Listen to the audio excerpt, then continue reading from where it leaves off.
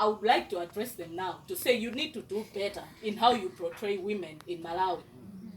Women's stories must be about women, not about men. No, we are tired of it, and that is one reason why I'm angry. Yeah. When we talk about the workplace, double standards. As a woman, if I'm going to vie for a top job, I have to have had 50 years experience, 3 PhDs, crossed Indian Ocean thrice by canoe, and go to Kilimanjaro mountain top twice maybe, or 3 times, for me to vie for a top job. For a man, he just has to be good enough. I mean, you see some CVs where a woman has 3 master's degrees and a PhD, she's a doctor, and a man still has the confidence to apply for the same job, as it shows, still studying MBA at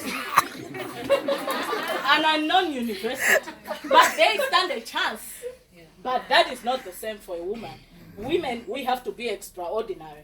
Why? That makes me angry.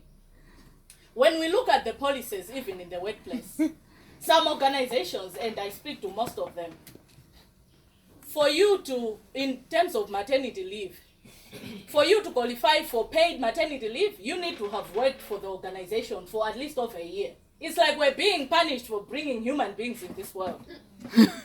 And when it comes to other organizations, they even put a clause that says you cannot have another child within 2 years of having your last one if you want to qualify for maternity leave.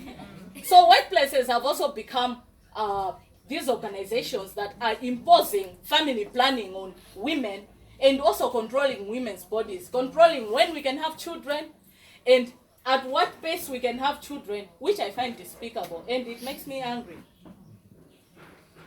I'll ask here how to the women, who among you can say they have never faced sexual harassment in the workplace? Who? Is there anyone? Please don't be shy. We would like to hear from you. In my opinion, there is no woman that can confidently say they haven't faced any kind of sexual harassment. It's become so normal that we brush it off. We pretend to smile uncomfortably. We pretend to counter-argue it with a joke. If somebody says something, you make a joke and walk away. But inside you, you know that you have been violated. But you know no one will listen to you. When it comes to sitting in meetings, I have sat in so many meetings where women have made eloquent, important points, and then a man has paraphrased that point and everyone is clapping hands for that man. There's a word for it. It's called repeating. And I've made it my life's work to make sure that the rest of that meeting, I explain to that man how a woman already made that point. So it's not valid. When we go to look at our health, I was looking at, I listened to a report by Zodiac, a report on the health status, on how the Ministry of Health is doing in terms of women's health. And there was one story that broke my heart and really made me angry, continue to fuel this anger that people accuse us of. By the way, it's a compliment, it's not an accusation. At Queen Elizabeth, July alone, they had to remove 17 uteruses from first mothers. Why? Because they lacked proper care, and so the uteruses started rotting. That is taking away the choice from the women and their agency to decide whether they want to have more children or not. And this was okay. And from the tone of the Ministry of Health, they said they had never heard such a report. And regarding to the fact that they cannot find, there are no medications in the hospital for cesarean section, they say, and this was a man representing the Ministry of Health, he said not everyone deserves these pain medicines, because sometimes the pain is not that much. So I guess he said this from his experience of being what? A woman and being able to give birth. I don't know. Your guess is as good as mine. When we talk about relationships and how we relate, one of the highest rates of violence in Malawi is intimate partner violence. It's very high. women are getting killed in relationships. I will not bore you with statistics. Also, you can do your own homework. But and then there is the group of men, especially men, and also some women, because we should have accepted. They have been socialized in this patriarchal structure, and we are all going through learning and unlearning, right? So there's always this group that says, why don't they leave these abusive relationships? Why are they still there? There are, as more stories come out of women being killed in relationships, there are even more stories of women being killed when they leave an abusive relationship. Okay? There's so many examples. I will not try to bore you with the examples. I'm angry also because there's marginalized groups that still can't live freely in Malawi. I think Ulemu touched on it, the LGBTQI community. People with albinism that cannot live freely in this society. And in case people are wondering, yes, feminism is really not just about women.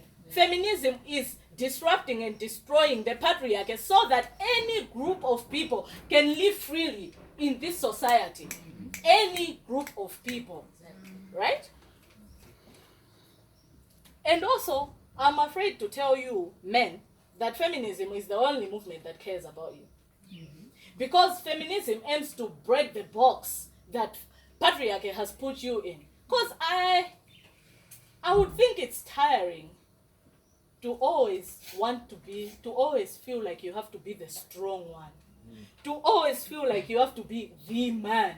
Because I see some brothers struggling to pay the bill, but because they've been told that you have to pay the bill at restaurants, then you enter into debts and whatnot. When we can pay. And most importantly, it's about the oppression that has been faced by women, the violence. We are tired. We are tired of getting killed. We are tired of the pay gap. We are tired of doing twice the job and not getting recognition. We are tired of being at home, taking care of children, and being called a housewife. And your work is unpaid and it is not recognized. All those things make me angry. I'm angry also because every interaction with men that I have to hold my breath. I can't walk with confidence that there will be no man who will objectify me, who will have something to say about how I'm dressed, how I'm made, how my body is. I recently went to one of the biggest VSUs in Malawi, and my aunt happens to work there.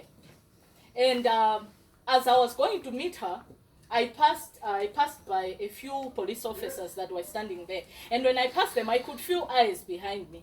And my confirmation was made when my aunt said, and she addressed him by name.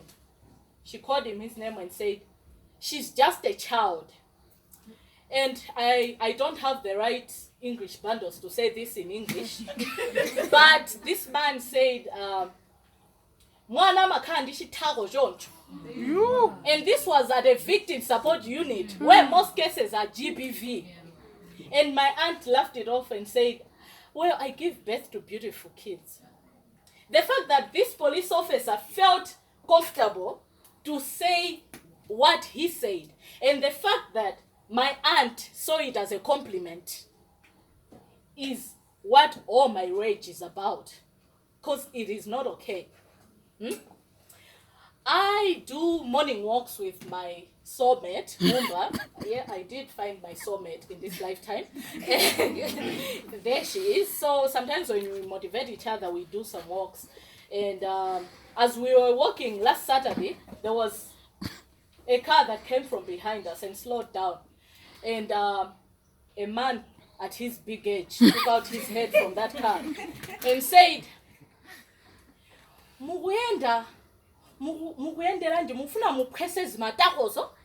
So for our Chichewa speaking friends, this man generally said, "Why are you exercising? Why do you want to?" Someone can help me with the English. Yeah. So within a course of 5 seconds, and I had picked up a stone, and I'm left-handed. I picked up a stone and I threw it as hard as I could, with him being my target. Of course, I missed. I hit the car, but